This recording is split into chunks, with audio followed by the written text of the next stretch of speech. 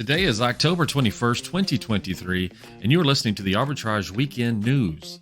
Hi, I'm your host, Aaron Harper, bringing you 3 things you need to know for the weekend, 3 interviews that include Not Rite Aid, Bird Brains, and a deep dive about predictable presidential election years by Daniel, and a bonus story on food and bacteria written by Ari.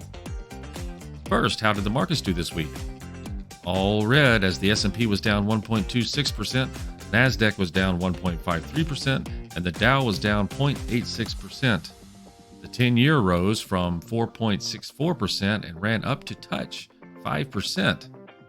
WTI crude stood at $88.29. Here's 3 things.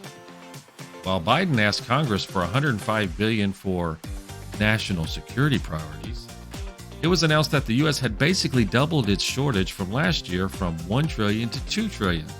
Consider the student loan fiasco figured in. The more this continues, the more likely something will break. Amazon has told their management team they can now fire employees who will not come into work 3 days a week. Similar story, Nike now requires employees to work 4 days in the office. And here are the bigs for next week. New Zealand and Hong Kong markets close Monday. Japan's core CPI and U.S. Global Services PMI for October Tuesday. U.S. building permits, new home sales, Bank of Canada rate decision, and crude oil inventories Wednesday. Then Jerome Powell will come in for good measure and speak. European interest rate decision, U.S. GDP results, initial jobless claims, and pending home sales are featured on Thursday. And the market week ends Friday with U.S. core PCE. That is a lot and can make the markets volatile, to say the least. Trade while you're sleeping across time zones with Arbitrage Trade Assist. Sign up today at arbitragetrade.com. Arbitrage Trade is your trusted source for business, finance, and tech info. Owen, let's talk for a second. Hi, Ellen. Come on in. When you came into my life, it was a whirlwind. I just can't do it. It'll come to you. It won't. We had a lot to learn about each other. A lot. Hey, looks good. Things were changing so quickly. Whoa. We didn't know what the future would hold. Any of us. I just wish he felt more at home now. But we knew you would always be a part of it. Adopting you was the best decision in our life. And I am so proud to call you my son.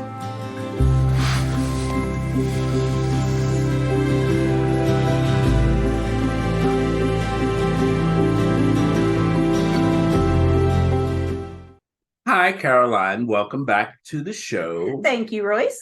What new things do you have for us to discuss today? We are talking about night owls versus early birds. All right, let's go team night owl. Woo, woo, woo. No. Bird. But why? Why?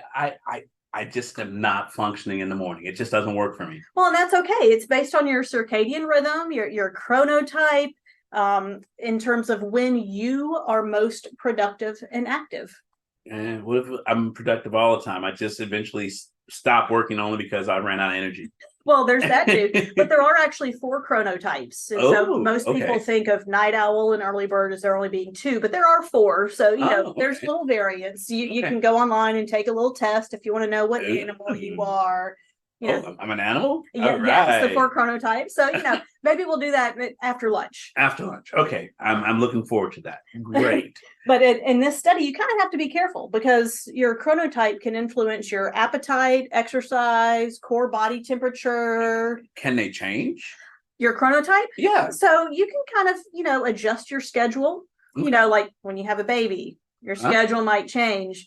But you'll kind of always revert back to what you were. Oh, okay. Because, creatures of habit. You can't fight your body, right? Yep. You can kind of change it a little bit, but you can't fight it. But there was a study published. It analyzed data from 60,000. 60,000. 60,000. So a good number, that's not a small sample size at all. Not a small sample size, but they were all female nurses. Okay. Hello, nurse. So most of them were, middle-aged women. Okay, fair enough. So take that into account, when you're reading about this study. Okay. But they found that night owls were more likely to have unhealthy lifestyle behaviors, And we won't talk about this. They were 19% more likely to develop diabetes. Ooh, we really won't talk about this anymore. Because of these unhealthy lifestyle behaviors. They eat an unhealthy diet, exercise less, higher BMI. No more sleep cheese less. balls? Well, I noticed we're out, so. Oh, hey, you can't blame me. I think my kids actually made it to the office. I bet your kids made a dent in those cheese balls. Yeah.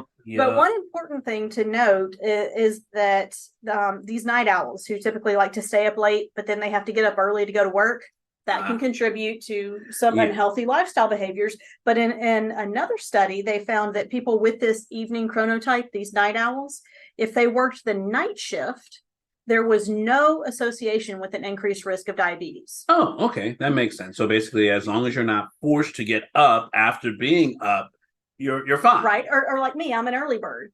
I can come to work early and it's great. If I were forced to work late, I would probably have these unhealthy lifestyles as well. Yeah. So don't burn your candles on both ends. Right. Exactly. And one good thing with me being an early bird, as you know, Forex moves a lot overnight. For sure. I'm usually up around 2 or 3 o'clock saying, is that what's going on? Okay, cool. Let me take advantage of that. Well, guess what I'm doing at 2 or 3 a.m.? Sleeping, maybe? Snoring. Yes. Oh, yes, okay. Definitely. So no, thank you. But with our trade assist, I don't miss out on those. I can be an early bird and still take advantage of all that movement. And I wake up to profit every morning. And you get to watch the profit happen at 2 and 3 a.m. And program new features. Meanwhile, I'm snoring and I get to take advantage still. Best of both worlds. No matter what your chronotype, you can still trade Forex with arbitrage. Yes, that is very true. And if you want to know more about these sleeping habits and these night owls and early birds, visit our blog at arbitragetrade.com/blog. Thank you again, Caroline, for being here, and we'll see you next time. See ya. If you're happy and you know it, clap your hands. If you're happy and you know it, ride your bike. If you're happy and you know it, then your face will surely show it. If you're happy and you know it, smile big and bright. Thousands of kids just like me are happy every day. Shriners Hospitals for Children is able to make an everyday miracle happen for kids like me. If you're happy and you know it, then your face will surely show it. If you're happy and you know it, take a shot. Because of you, we are happy and we know it. Thank you. Thank you. Thank you. Thank you. Please go to letsrunners.org right away.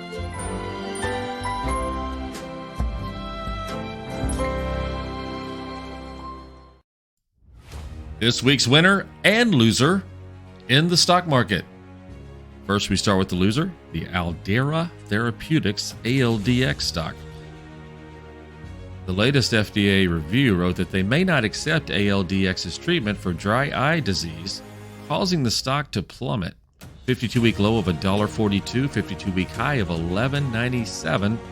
Began the week just over $5.22 and ended at $1.65, losing about 69% of its value. The winner, ESSA Pharmaceutical, or EPIX. Headquartered in Canada, ESSA develops small molecule drugs for the treatment of prostate cancer. Its 52-week high was $5.16. Its low was $1.68. Began the week at $3.23 and ran up to as high as $4.87 before closing Friday at $4.59. The challenges our planet's animals are facing sometimes feel a bit heavy. The animals haven't eaten in a day, 2 days. They haven't drank anything. They're cold. They're dehydrated. As soon as we started our descent, everywhere I could see was mud. Just absolutely mud. The country has been in prolonged drought for so long. It was like a tinderbox waiting to go up. Okay, very heavy. Each of us wants to be part of the solution, and we can be. Remember that there's good happening right now. At home. All right, we were able to get into your unit, and we have all 4 of your cats. So, okay. And around the world. For any animal in any disaster. So let's focus on that, right? Be part of the solution, one rescue at a time. Search ifa.org/disaster ready. Hi, Darren. Hey, Royce. Do you do drugs? Oh, wow. This is not an interview question. Do I have to go take a test after this? Well, maybe. All right. So, of course, we all do drugs, don't we? Acetaminophen, ibuprofen. Exactly. Get allergies. This is Memphis. You got your Zyrtec and yes. Yeah, right. Not to mention, we're getting older, so there's high blood pressure and there's cholesterol. You just hit me on all sides. That's right. Those apply to me, all of them. So typically, I go to Walgreens to get my drugs. I'm a CVS kind of guy. CVS is another good one. But what about Rite Aid? Who? Yeah, I heard that they're going out of business. I actually heard that this might be the end, nail in the coffin. 2,100 plus stores. They are riding down that road to just being gone. There's news today. There's actually today. All right, what's going on with them today? What is today? Wednesday? Today is Wednesday. At this point, October the 18th, 2023. Thank you. You should be an announcer. Maybe one day. No, that they are closing 150 stores. Only 150 right now. But see that they're still not. Every one of them's not closing down. But usually this is some of the final nails. Oh, when you start seeing X amount of stores and then another X amount of stores. So right now, announced this morning, was 150 stores. Wow. And across the country or globally, or are they only in America? Where are they located? I don't know. Fair enough. I did not click down. I understand. I didn't dig deeper, but surface level. I did read the headline. Well, I guess that makes you an authority. Doesn't it? Yes. So, all right. So why? Exactly. Yeah, exactly. It's been building, hasn't it? For sure. I mean, everything from their debt burden, they're expanding too quickly. I mean, regulatory issues. What hasn't Rite Aid done right? So they should be called Wrong Aid? You said it. I didn't. But hopefully they can fix it, or hopefully they're setting themselves up to be in a very good position to sell. I've also seen this where basically, they're like, they fatten themselves up for the kill, and then hopefully someone buys them out. Swoop in, yes, absolutely. And basically save them. At a cheap price, yeah. And once they get shorted down, then someone comes in and goes, oh, I can afford to get that. I can afford this. And expand. What? Twitter. And then plus, yeah. Sorry. But I've seen companies do that, and then the company that buys them ends up doing exactly what they did, which is expand too much because they took on all these others. And then 2,100 stores, that's a whole lot. I'm like, even with Walgreens on every other corner, I don't see, how many corners are left? I don't know. But hey, well, maybe FedEx, because I'm not sure if you heard about Walgreens and FedEx. They've designated spots where you can do drone drops. So that way it makes all the Walgreens like hub stores. Well, that's a whole nother blog there. Right? Yeah. But hey, you never know. Well, see, Rite Aid is also involved in, which might be another good reason. They need to clear it up before they get sold off. But a lot of legal issues back when they were just basically filling subscriptions for illegal opioids. They're part of that. Yeah. Yeah, definitely. Hopefully they got rid of that staff and hopefully they're on the mend. But if you want to know more about the inevitable fall of Rite Aid, go to our blog at www.arbitragetrade.com/blog to read more. Thank you again, Darren, for being on the show. And hopefully we can get this right. Thanks, Royce. No one suspected a thing. I was the same Tyler they'd always known. Full of energy, the happy one. Of course, I wanted my friends to see me that way. Underneath, a different story.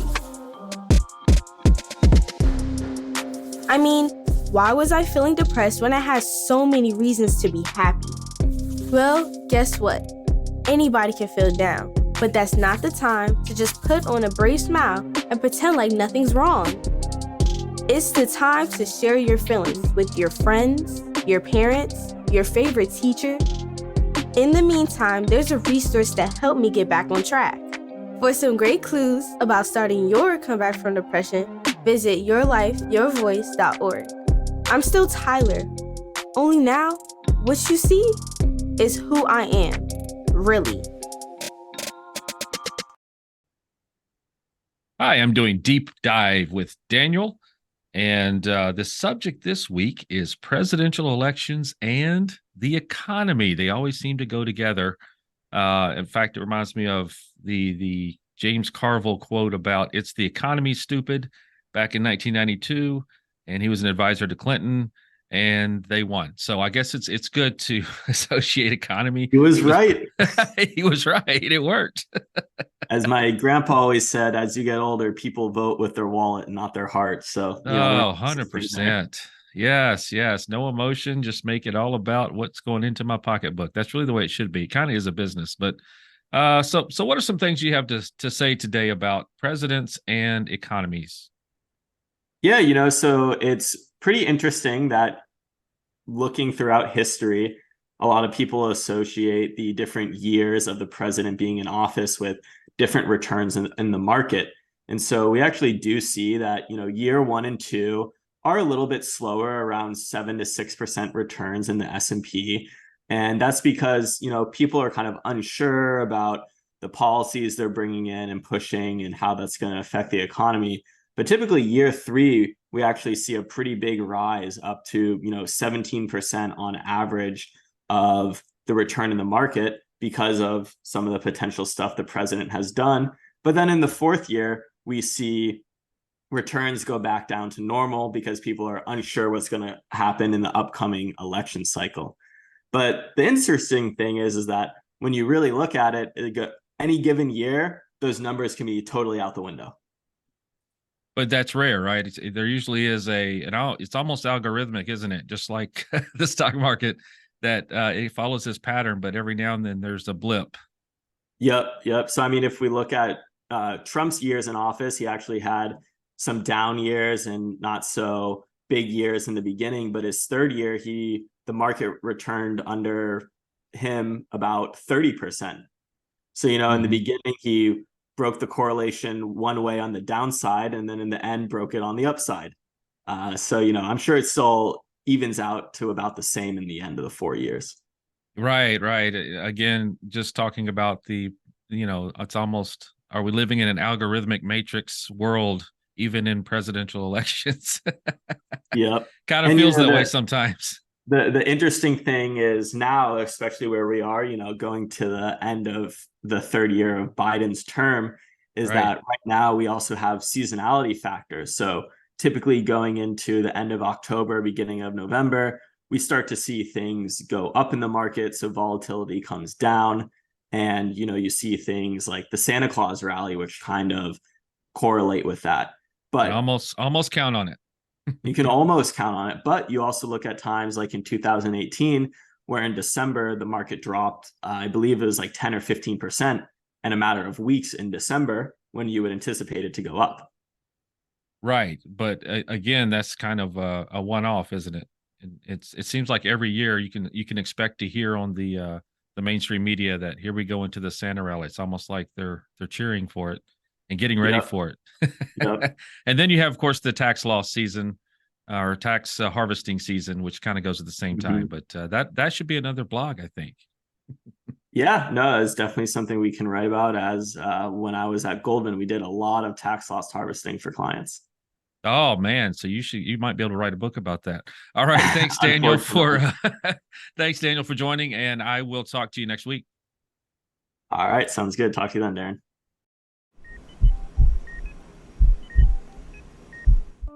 I had a pretty normal mom life. Everything was pretty good, and it was a very happy life. And we just had a new baby.